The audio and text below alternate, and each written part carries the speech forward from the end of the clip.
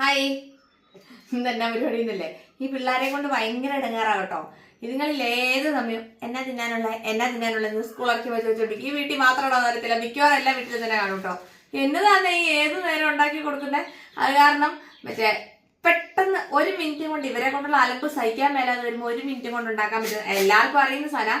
എന്നാലും ഞാൻ നമ്മുടെ കഞ്ഞി കുടിക്കുന്ന അരിയില്ലേ, അത് കുറച്ച് വറുത്ത് വെച്ചിട്ടുണ്ട് കേട്ടോ. ഇതുണ്ടോ, കഞ്ഞി കുടിക്കുന്ന അരി കുറച്ച് വറുത്ത് വെച്ചു. ഇനി ഇതിൻ്റെ അകത്തോട്ട് ഇത് നമുക്ക് ആദ്യം മിക്സിയിലിട്ടൊന്ന് പൊടിച്ചെടുക്കാം. ഇനി നമുക്ക് ഇതിൻ്റെ ഇതങ്ങോട്ട് ഇട്ടിട്ട് 1-2 സാധനം കൂടെ ചേർത്ത് കൊടുക്കാം കേട്ടോ. എന്നുവെച്ചാൽ പണ്ടൊന്നും ഈ കഞ്ഞി വയ്ക്കാൻ തന്നെ അരി ഇല്ലാതിരുന്ന കാലത്ത് കാരണന്മാരിപ്പോൾ ഇങ്ങനെ കുടിക്കാൻ സമ്മതിക്കുമോ? പണ്ടൊക്കെ പറയുമായിരുന്നു, അമ്മച്ചിയൊക്കെ പറയുമായിരുന്നു അങ്ങനെ ചെയ്യാൻ പാടില്ല, ഭയങ്കര ദാരിദ്ര്യം വരും. കാരണം ഇത്ര അരി ഉണ്ടെങ്കിൽ എത്ര പേർക്ക് കഞ്ഞി വയ്ക്കാം, അങ്ങനെയായിരുന്നു പണ്ട് കാലത്തുള്ളവരെന്ന് പറഞ്ഞു കേട്ടിട്ടുണ്ട്. നമുക്ക് കുറച്ച് തേങ്ങ ചിരണ്ടി ഇതിട്ട് കൊടുക്കാം.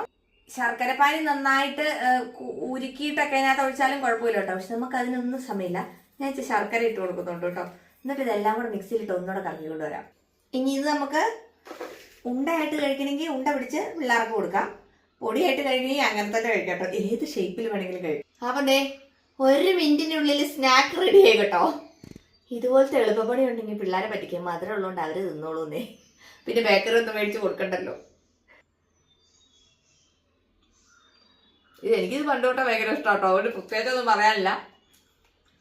എല്ലാവരും ഉണ്ടാക്കി ഈ മെയ് മാസം എങ്ങനെയെങ്കിലും തീർക്കണ്ടേ, ജൂൺ ആവുന്നവരെ. അപ്പോൾ അടുത്ത വീഡിയോ കാണാം. ബൈ.